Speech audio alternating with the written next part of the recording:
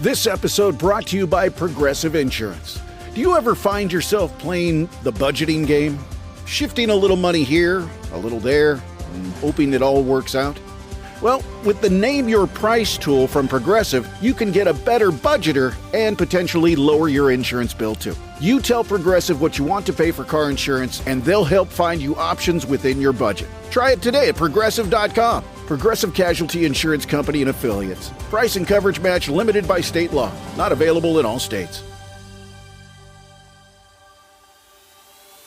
When you think about businesses that are selling through the roof, like Aloe or Skins, sure, you think about a great product, a cool brand, and brilliant marketing. But an often overlooked secret is actually the businesses behind the business, making selling and, for shoppers, buying simple. For millions of businesses, that business is Shopify.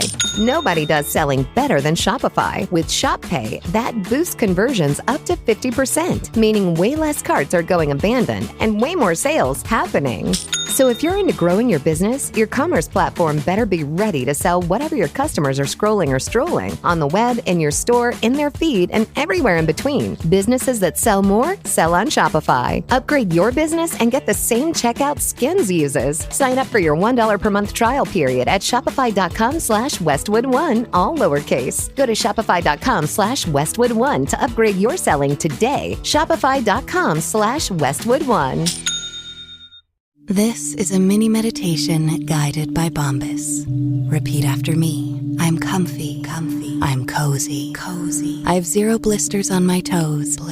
And that's because I wear Bombas, the softest socks, underwear, and t-shirts that give back. One purchased equals one donated. Now go to bombas.com/listen and use code LISTEN for 20% off your first purchase. That's BOMBAS.com/listen and use code LISTEN at checkout.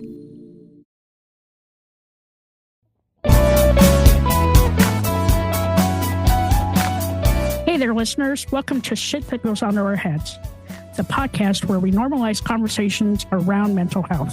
That's right. I'm Dirty Skittles, and alongside my amazing co-host, G-Rex, we are here to share stories and tips from our incredible guests.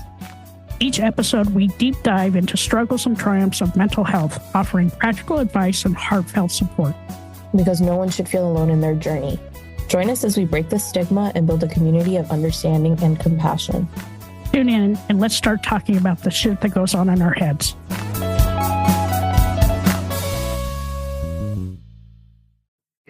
Three, two, one. Welcome back to another episode of Shit That Goes On Our Heads. I have my amazing co-host, Dirty Skittles, and today we have Ruth, aka, you will know her from our very first interview, Honey Badger. Welcome back, Ruth. I am so excited to have you on the podcast. Thank you so much. I'm very honored to be back and to talk about something that is deep to my heart and talking about grief. Okay. All right. I mean, I'm happy to hear your story. I'm sad that we didn't have like music for your name reveal because people want to know who Honey Badger is, you know? So, no, I'm just kidding. I just Go ahead and sing. That'd be amazing. Yeah. I don't know if this is the right platform for that type of talent, but you know. Where's Foamy the raccoon? I forgot about that. That was an amazing conversation, by the way. It saved lives. It did. Somebody somewhere is thanking us for that. You know. Somebody somewhere, yeah. Yeah. That lady talking about some kind of Foamy the raccoon. Yeah. So, yeah, I'm here. I've thought about this a lot. My experiences, I think, stem as an educator. And so I try to take the approach of like grief and what does it mean and read all the books. And you can read all the books that you want, but I think unless you really go through some profound experiences, that you'll never understand what it's like for someone who has or is experiencing some really profound loss in their lives. And I just, so I went through a rough time. But what I want to open this with is that I think for people in general, that it's really hard to talk about this, right? Nobody wants to talk about the subject of losing someone. Nobody wants to talk about what it's like to support somebody who's experienced loss. Nobody wants to like even open up to share what it's like to experience when you experience loss. So I think I've been talking to people who've experienced loss lately, and I think we have this common thread that the expectation is really pretty messed up as a society in the United States anyway. I can't talk about other countries, but we don't like to talk about it. We don't like to talk about all the hard stuff. So I start with like, there is a screening assessment that you can take, and it's called ACEs, and it's Adverse Childhood Experiences. I'm not sure if any of you are familiar with that.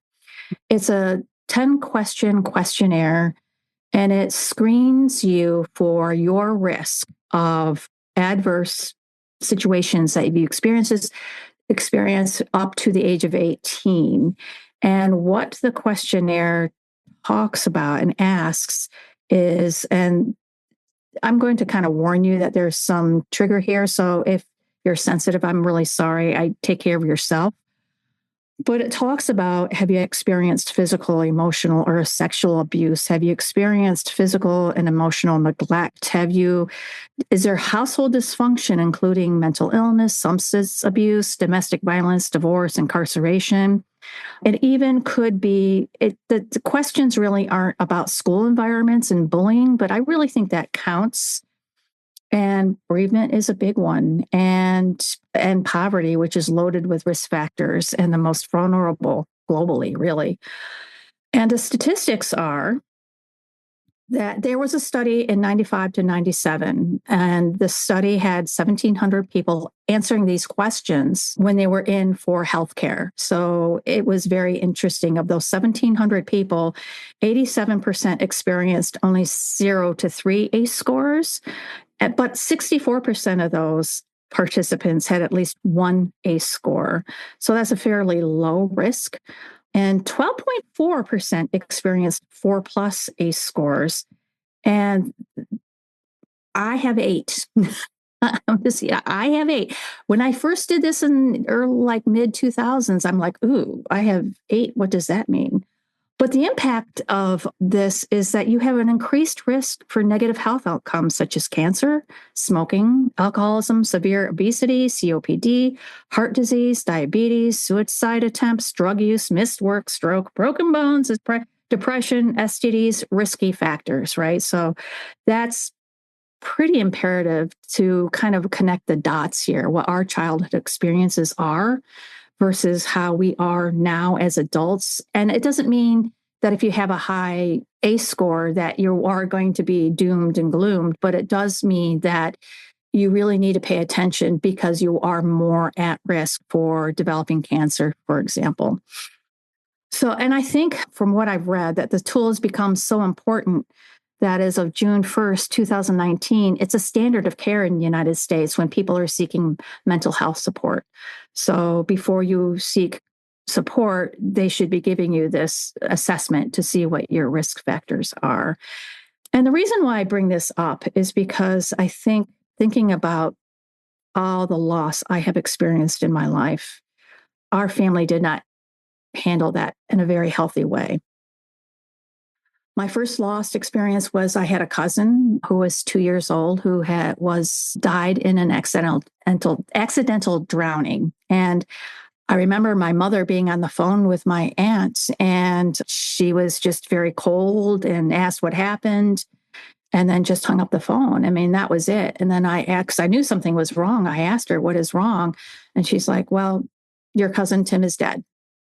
And I'm like, oh, okay. I'm like 6 years old. I didn't know how to handle that. I'm like, I loved this little boy. He was just this shining light in the universe, but I just didn't know how to handle it. I wouldn't talk to my siblings and they were kind of cold about it. And we never talked about it again, ever.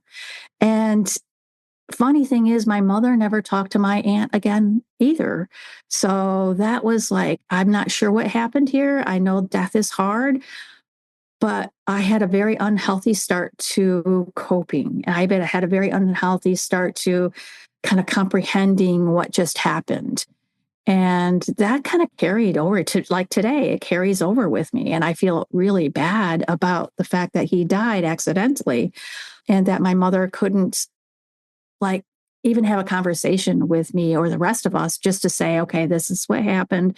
This is why it happened, anything you need. But times were a little bit different then, but I don't know. I just feel like that set me up in this whole situation of working forward and trying to work with children and try to give them what they need to survive in this world. So I do have some recommendations as far as books for children to deal with death. So I can always give those titles to you and you can post them if you'd like to. I mean, I think for some sure. people would be interested in that. Some really good ones too that are recommended by therapists. So I'll tell you, Ruth, that when I started my therapy, I had to take that assessment, probably because I was like really fucked up in the head at the time. But it did open up doors, right? It made me understand like why what had happened in that last quarter of 2022 affected me so tremendously that I didn't know how to handle it. And I think that like with your mom, back in the day, nobody talked about shit like that. no, they did not. Not even one iota. No. I think that's very true. And it was a very unhealthy, like, oh, if we don't talk about it, it didn't happen, right? And that just impacts you as a young child. And it set the tone of communication for my family for the rest of their existence. As long as we were a nuclear family, I think that set the precedent, which was really unfortunate. Yeah. So I think that coping with death, I mean, it's always tragic. And I think it's like there's so much going on with people's lives. We really, truly never know the story behind somebody else. And I think that's why it's so important to be kind to people because you just don't know what their backstory is. You don't know if you're just going to like give them a little snark that day, if that's going to set them off for the rest of the day and maybe impact their life for the rest. I just feel that it is like, I don't know. So I feel also that until you experience like the tragic loss, like during the pandemic, let's go there. It was really super hard for everybody, right? We were all closed down. We didn't know what was happening. We were afraid to go out in public. And for those people who have had parents in nursing homes, my heart is with you because I had my mother in a nursing home at that time and it was shut down. She had dementia, so I couldn't visit her. I couldn't even call because of a family dynamic, which was a very unfortunate. So I just had to live for a year without knowing what was happening with my mom. And that was really disheartening. And my sister Diane at the time, she was like, okay, well, I'm from out of state and I can call because I can play dumb. So yeah, go for it. So she would she couldn't get the information that was HIPAA related because of the weirdness of our family dynamic, but she knew she was okay, right? So when the lift happened that in New York State, you could finally go back and visit your loved ones in the nursing homes, we had to make appointments. So we made an appointment to go visit my mom, and it had been a little bit over a year at this point. And when we went there, I just don't know how to describe the lack of humanity in a nursing home. I mean, I know they do their best that the staffing can. I know that there's a place where these elderly need to go to be cared for.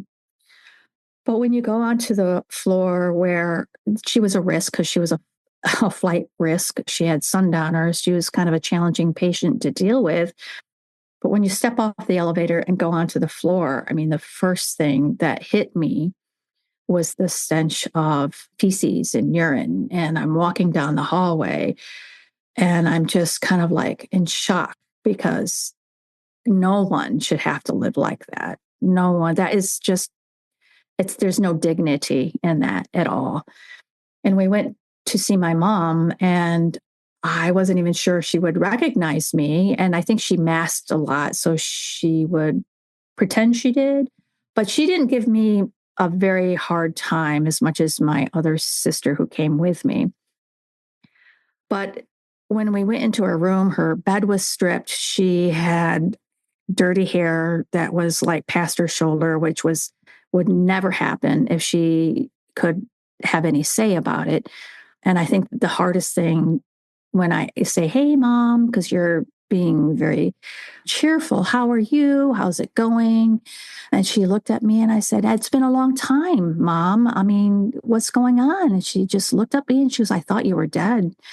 I mean, and I don't know if she, because of the dementia, I don't know if she really meant it or if it's been a long time, or do you know what I mean? I don't know where she was coming from with that statement. That's a lot to shoulder. Like, "Oh, you thought we were dead." Well, we were in a pandemic, Mom. Everybody had to stay home, and we couldn't come see you. And then she would like kick at my sister. So it's like my poor sister. She always got the brunt like that. And I don't understand why. But so the grief of losing a parent or a loved one, the long goodbye, that is so hard because you have to let go of everything you knew about that person. And now this is your reality. And this reality could be just to somebody you don't even recognize, but you care for. So that's a really tough situation.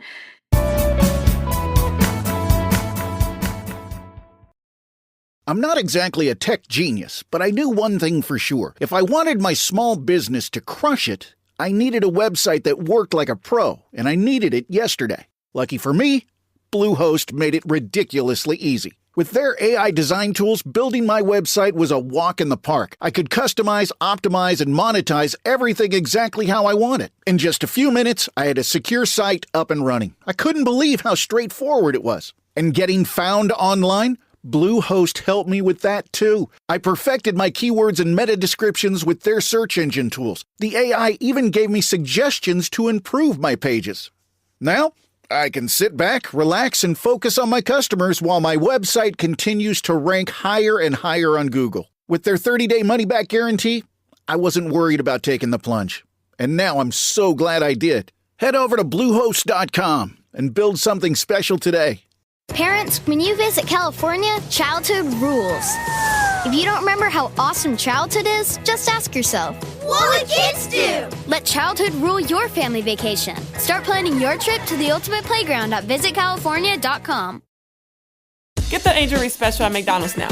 Let's break it down. My favorite barbecue sauce, American cheese, crispy bacon, pickles, onions, and a sesame seed bun, of course. And don't forget the fries and a drink. Sound good? Ba-da-ba-ba-ba. At participating restaurants for a limited time.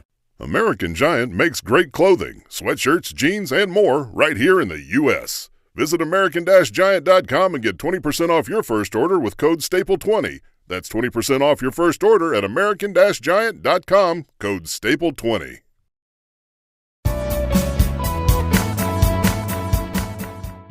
And while she was there, I had another sibling, my heart sibling, who had been diagnosed with cancer in 2015.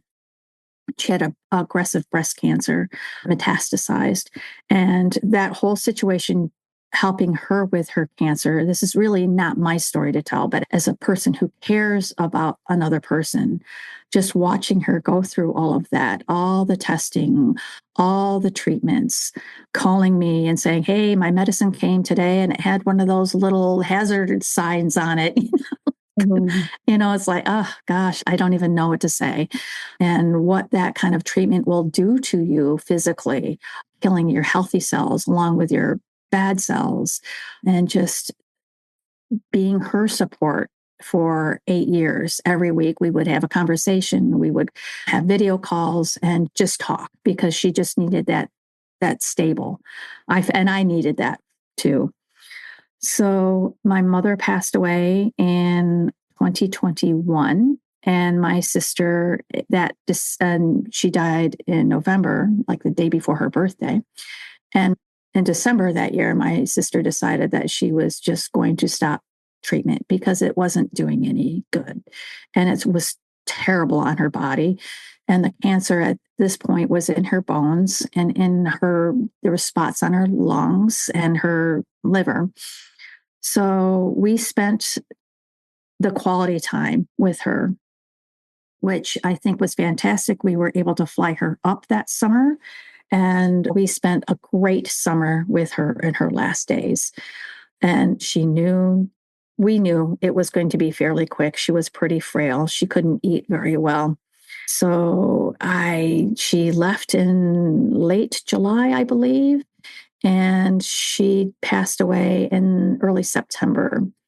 And that was the hardest thing because all my families, hey, you want to go down there? I said, I can't go down. You can't get really inexpensive, cheap flights that are that short of a notice. And you can't get back. You have to get back on the airline's time. And I can't afford to miss that much work. I don't know what I'm going to be doing to being able to help her in that moment. And I think that was that flight or freeze situation for me. It was like, I don't want to deal with it. Just don't it's too much information, too much things going on. And it was a very difficult thing for me to see her pass away. But I know she passed away, not in pain. So, and it was fairly quick once her process and her diagnosis, like, we can't help you anymore with one of those last visits. I knew it would be fairly quick after that. So while I am dealing with that, and I'm dealing with the funny thing about my mom, and not every person has a great relationship with their mother, right? And it was funny when my father had passed away in 2015, that was that was crushing to me. We had a tumultuous relationship growing up, and he was a researcher and he was kind of emotionally unavailable, but he was an interesting guy and he had a lot of great stories. And we became really closer as I was an adult and he was aging, and he would tell me the most amazing stories. This man lived such a wonderful, interesting life. And he called the shots when he was diagnosed with heart failure. He called the shots. He was going to die at home. And that was probably the most gracious, beautiful death ever imaginable, to be able to honor somebody's wishes about dying at home. How peaceful and how controlling and safe you feel when you're in that situation. So and the grief of that death can be really complicated with family, right? I mean, you never expect your family or people who are close to you feel, oh, okay, we're having a situation that's an emergency. We're all going to work together to help this person through their last days or months on this planet. Well, oh no, I picked the short end of the straw. Family can be really difficult, really super difficult to deal with, because there's egos involved, and I hate to say, in my feeling about this particular case with my family, there was not really money grabs, but thing grabs, right? Like, oh, here's the house. I'm getting the house. And my father, since he is not living in that house right now, I am going to do some lawyer work, and the house is now mine. The property is now mine. So, and to me, honestly, it's never about the things with family. To me, I don't care. I would be happy with some little tchotchke that would make me happy, that I have memories over someone. And that's what I hold precious, right? But I will tell you that if you have never experienced death in your family and you think that your family members are going to be rational human beings, I want to very strongly caution you that have these conversations now with your family. And if you have these conversations now with your family, you will get a sense of maybe how it's going to fall down.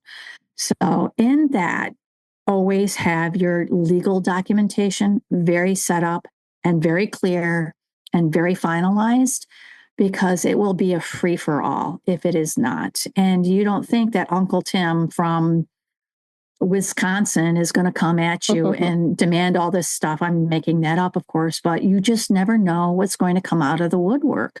So always, if you can, have that documentation set up and make sure that the wishes of you or your loved ones are very well known, because I think that is that cautionary tale. It was crazy chaos with my siblings. And that's a form of grief, right? Because you grew up with these people, your sisters and your brother, and you feel like there is some camaraderie, my siblings.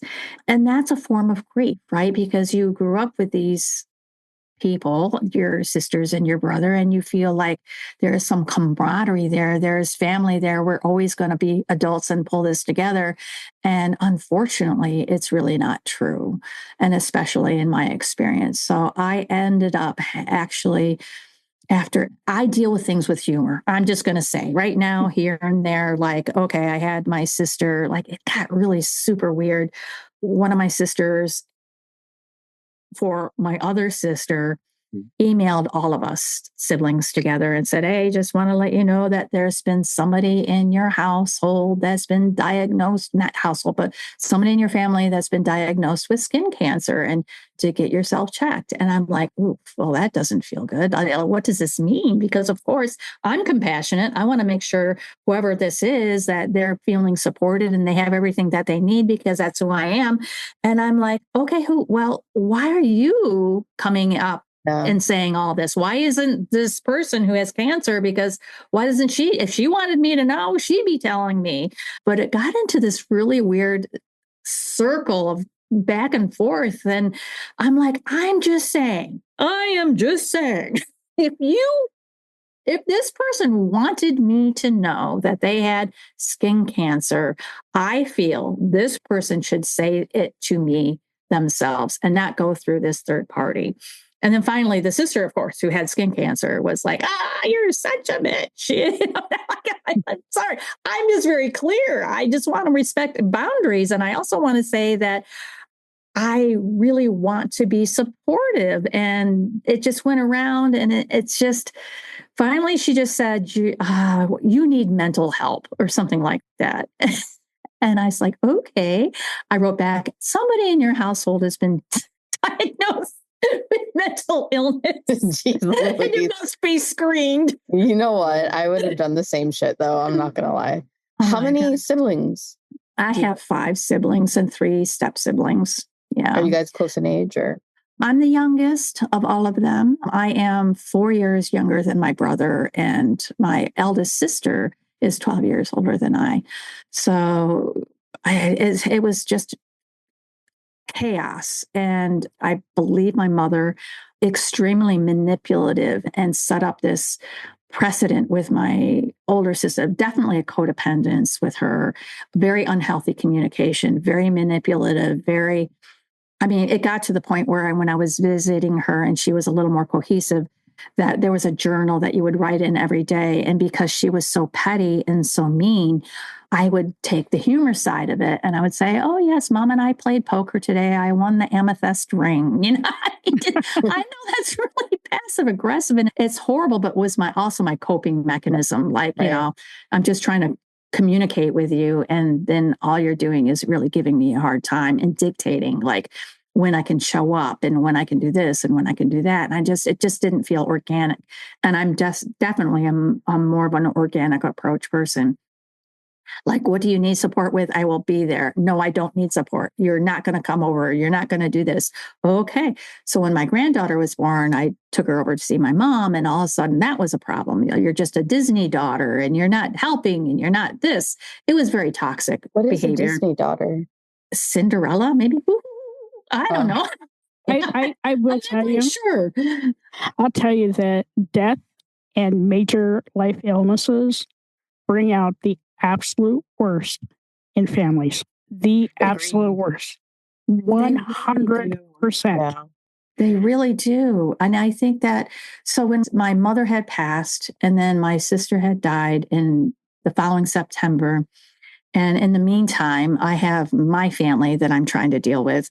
And my husband's not doing great, and I'm really worried about him. And I've been having conversations with him in passing, and I kind of laugh about it now. I remember that summer, I'm looking around the garage and I'm like, because he spent a lot of time out there. And I'm like, I really need you. I would really like you to pack up some of this stuff and just make sure that it's taken care of, because I don't want to do it when you pass away. There's a lot of stuff in there. He collected things. And so all the walls are covered. And I will add, they still are. And so I was like, and I said, I would really like it if you would have a will, or you need to let me know what you want in life, because I want to make sure that your wishes are respected. And he was not good about this at all. He was like in denial. So when my sister died in September, that set me off, right? That was my heart. That was like my world. It just felt like it fell apart. And I remember we had a Zoom meeting with some of my nieces and nephews, my son. There was a core of us that got together. And I remember I just brought out the whole big bottle of Angel's Envy, right? I am swigging that bottle. So that was not a healthy way to deal with it either. And I feel and it was definitely a binge thing. It's not something that I do often, if at all, ever again. So it's I had to okay, I need to get my shit together. I need to focus on working toward some normalcy one day at a time. I was getting my grandson through school. And then my husband really just took a really sudden turn of really being exhausted and not having any energy. And I sat him down. My grandson and I sat him down on a Monday. And I just remember saying, dude, you are not okay. We're really worried about you. And when are you going to be ready to go to the doctor? Because I'm a strong believer in respecting people's wishes as far as their own autonomy. I am ready. No, I'm not ready. I'm okay. And I'm and where my mental capacity was, it was really hard, to push harder, push hard and be that Fisher wife screaming at him, you really need to go. I didn't have the energy. I was I'm really worried about you. I really need you to go to the doctor. And he's flat out refused. He goes, I don't know why I don't want to go, but I am not going to go. I said, okay, I respect it. I don't agree with it, but I respect it. And 3 days later, he ended up in the ER and he had 8 blood clots in his leg. And he was airflown to a hospital out of state. And that set a whole other thing going on. That was a very difficult time. And the doctors were okay at first, and then they weren't okay. Communication with the hospital was really poor. When I could get down there, I could only be down there for a couple hours because I wanted to keep things as normal as possible. My grandson was going to school. I would run down there for a couple hours and then run back. And then that was the whole day because it took a long time to get to the hospital. Hi, all. Thank you so much for listening to this episode. I'm G-Rex. And I'm Dirty Skittles. Don't forget to subscribe, rate, and review this podcast. We'd love to listen to your feedback. We can't do this without you guys. It's okay to be not okay. Just make sure you're talking to someone.